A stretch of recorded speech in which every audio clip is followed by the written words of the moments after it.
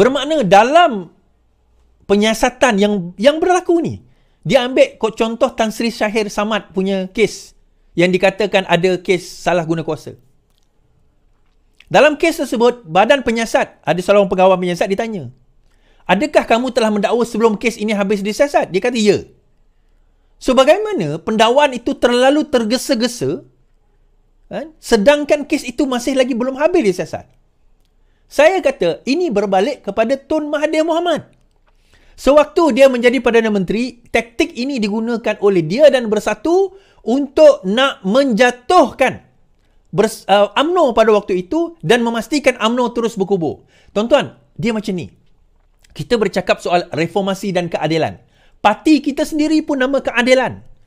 Bila kita adil, tuan-tuan, kita kena adil pada semua orang termasuk musuh kita. UMNO itu musuh kita. Tapi perlu tak kita berlaku adil kepada dia? Ya, kita perlu berlaku adil kepada dia. Dan saya bawakan, tuan-tuan, buktinya bahawa saya tak pernah, orang kata apa, berat sebelah dalam mengemukakan pendapat saya. Kalau saya kata bahawa benda itu benar, saya kata benda itu benar. Kalau saya kata benda itu tidak benar, saya kata benda itu tidak benar. Dan benda ini saya buktikan pada tahun 2022. Apabila satu lagi kes Zahid melibatkan lebih 40 juga kes dikatakan rasuah dan salah guna kuasa oleh Zahid Hamidi pada waktu itu. Saya antara orang yang menganalisa keputusan UKSB.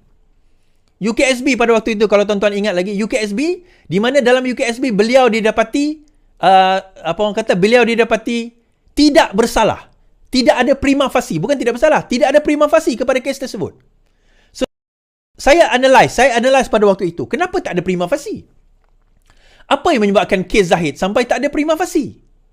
So, saya pun menganalisa dan saya buat video saya pada waktu itu dan tuan-tuan boleh view video saya sebenarnya. Baik, saya tunjukkan video tersebut. Mari kita sama. Dipanggil pegawai Maybank, dikeluarkan tunai, betul Saidi ambil. Saidi bawa, orang yang Saidi bawa tu dipanggil jadi saksi, yang saksi bawa duit tu. Sampai ke situ, jumpa Rizal datang bagi saksi. Dalam kes 1.5 juta, dia orang ada di dalam rumah Rosmah di Langgak Duta. Dia orang letak beg. Masa itu Ryan pergi ambil gambar beg tersebut. So, dan memang adalah, maksudnya pembuktian itu ada. Tetapi dalam kes ini, hakim kata, saya baca penghakiman dia kata, hakim kata, tiada rakaman CCTV dikemukakan di mahkamah. Pemandu tidak dipanggil, driver dia. Pengawal tidak dipanggil. Anggota polis tidak dipanggil. Slip transaksi touch and go tidak dikemukakan. Log panggilan telefon dan mesej kepada Zahid juga tidak dikeluarkan, katanya. Dalam kes Rosmah, dia berkata saksi dipanggil oleh pendakwa raya termasuk individu mengambil wang dan kaki tangan bank, manakala cek bank turut dikemukakan sebagai bukti. Bukti tidak langsung seperti ini ditengahkan dalam kes Rosmah, semuanya tidak ada dalam kes ini. Kenapa? Itu yang jadi persoalan kita. UKSB kata, ini bukan tugas hakim. Tugas hakim menilai bukti dan datang dengan pembuktian. Tugas hakim, dengan keputusan. Dia menilai bukti. Dalam kes ini, bukti-bukti yang, sebab ini circumstantial, tuan-tuan. Tiba-tiba ada orang kata, saya bagi duit kat Iswardi, 1 juta ringgit. Iswardi, kenapa bagi Iswardi? Sebab saya dapat projek daripada Iswardi, di mana Iswardi adalah CEO syarikat tersebut. Saya pun kena tangkap. Lepas saya kena tangkap, saya disoal siasat. Oh, kamu terima duit 1 juta Saya kata, mana ada saya terima duit 1 juta? Siapa kata? Oh, si Fulan bin si Fulan kata. Itu dia kata. Apa bukti? Ada tak duit itu dia keluarkan? Ada tak CCTV kata saya terima duit tu? Ada tak bank ni? Semua. Ada tak? Jawapannya tak ada. Kenapa tak ada? Contohkan saya, kalau tak ada, maka saya boleh dibebaskan. Macam mana nak buktikan yang Zahid terima duit itu? Dia kata dia datang rumah Zahid. Pendakwa raya tak bawa pun bukti CCTV yang ada kereta dia masuk, hantar duit, keluar. Mesti ada CCTV kan? Yang dia bawa envelope ke whatever lah, dia datang rumah tu pada tarikh yang demikian. Tak ada Dan saksi-saksi ni pun unreliable. Mula-mula dia kata tulis monster, lepas tu tak. Akhirnya dia tolak ledger tu. So, bukti-bukti yang macam mana dalam kes Rosmah tu tak ada, tuan-tuan. Dia orang tak kemas. Dalam nak dakwa Zahid, dia orang tak kemas. Kalau saya lah yang jadi pendakwa raya ni tuan-tuan, kita jangan tinggalkan satu pun. Kalau boleh semut tu boleh panggil semut, kita panggil dia saksi. Kalau boleh malaikat kita panggil dia saksi, tuan-tuan. Di dalam kes ni 40 pertuduhan, 18 saksi dia bawa. 18 dia saksi dia. Kan? Sedangkan dia kata dalam itu, dia kata dia terima duit. Hakim berkata Nicole seorang warga Cina bekerja dengan subkontraktor memainkan peranan. Dia kata dana itu daripada Nicole. Mula-mula dia orang tiga-tiga ni kata dana itu daripada UKSB. Lepas tu tiga-tiga tu tukar kenyataan. Dia kata dana itu datang daripada Nicole, daripada Nicole Tan, daripada apa orang kata, daripada overseas, daripada Hong Kong. Kemudian dia kata dua penggurup wang yang telah diosal-siasat dan keterangan mereka direkodkan. Okey, bila dia transfer duit itu, dia transfer secara tunai, dia ambil. Dia melalui dua money changer, penggurup. Penggurup wang ni, money changer ni, okey, dia punya statement dia ambil. Tetapi tak ada dipanggil sebagai saksi pun dalam kes ini. Why? Question is, why? Kenapa? Kenapa tak dipanggil sebagai saksi, tuan-tuan? Sebab tu saya kata, dia bukan isu bersalah tu. Dia macam kes contohnya, dia tak bersalah macam kes saya tadi lah, contoh. Dia tak boleh buktikan satu hal, tapi bukan bermakna duit itu tidak berlaku transaksi. Tapi dia tak boleh nak buktikan. Kerana apa? Masa untuk mereka nak datang dengan bukti itu, tak berjaya nak bawa bukti tersebut. Bukan tak berjaya, tak bawa pun.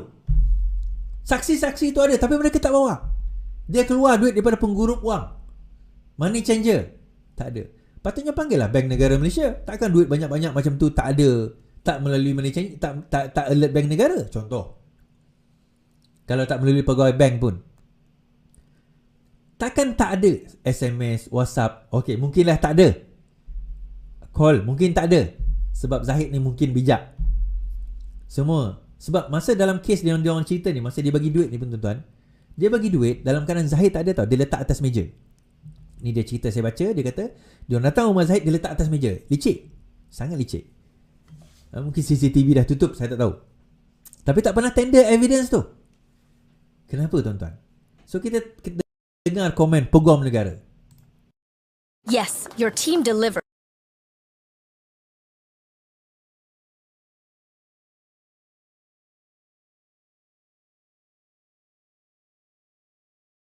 Baik. Ini kes saya komen, kes Zahid tahun 2022, 24 September, 21 September beliau dibebaskan. Pada 21 September, Zahid didapati dalam kes UKSB tidak ada prima facie.